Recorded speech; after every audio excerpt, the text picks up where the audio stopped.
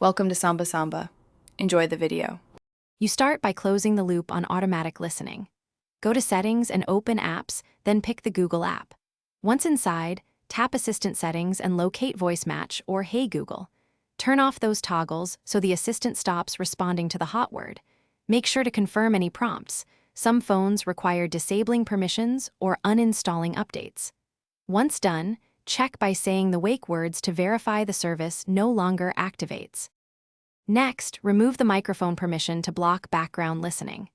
In Privacy or Permissions, open the microphone list and revoke access for Google, Samsung, or other assistant apps. Once done, go to your keyboard settings and disable Google Voice typing or voice input as well.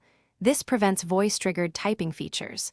Doing both ensures apps can't start listening even if activated. Make sure to restart the device, so permission changes take full effect and test by attempting a voice input.